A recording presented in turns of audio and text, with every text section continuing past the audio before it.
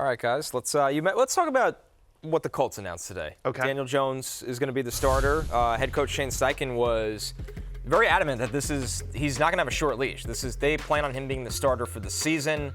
They're confident in him. This just kind of feels like the end of Anthony Richardson with the Colts. He'll obviously get chances elsewhere, but I mean, the fact that you don't start with Richardson and move to Jones speaks volumes, Matthew. For sure. I mean, he just may not be showing anything in practice. Like, I said this before when they signed Daniel Jones, what a dumb move I thought it was, because I felt like you spent the 5th overall pick on Anthony Richardson. You need to start him no matter what, let him have a full year, and at the end of the year, it's either he's the guy, great, or you're like, he's not, and then you've got a low pick, and maybe you're in line for one of the great quarterbacks that's coming out next year. Right. Daniel Jones just gets you to, 8 wins.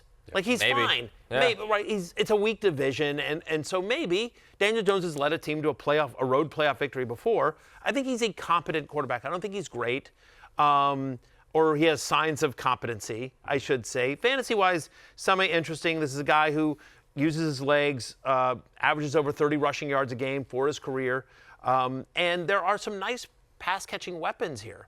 I don't think Daniel Jones ever was a big deep ball thrower, but he feels like, he's certainly not these days. Tough day for Alec Pierce. Probably just running cardio. A.D. Mitchell, but yeah. I think the big winners here are Josh Downs and Tyler Warren. That's absolutely right.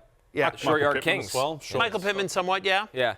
It just feels like Downs and Warren are going to be peppered with endless targets. Endless targets. Yeah, and probably I'd say a higher floor across the board for the Colts now. Like, Jonathan Taylor, you probably feel a little bit better about Jonathan Taylor's floor. Sure. Just the offense won't be a mess. I think that. And also, by the way, he's not.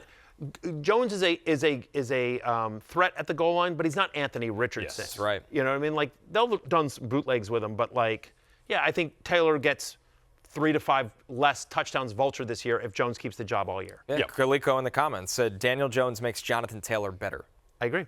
Yeah, fantasy. I'd say just across the board, there's less upside now. Like, the real upside for Jonathan Taylor was Anthony Richardson is dragging a man out of the box, and you're getting the, he's obviously not Lamar Jackson, but the same, the benefit that Derrick Henry gets or that Saquon Barkley gets with Hurts. That was the huge upside scenario for Taylor. He doesn't get that, but he gets a higher floor, I think. He's not a viable fantasy option, Jones, in other than in the craziest, deepest of leagues. But he does raise the fantasy value of everyone else around it. For our purposes, I'm actually happy that Jones is the starter.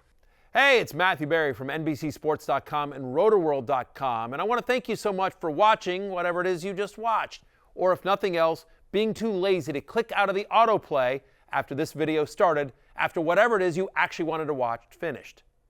But now that you're here, I'd like to take a moment here to ask you respectfully now, okay? I'm asking you respectfully to subscribe to the NFL on NBC YouTube channel.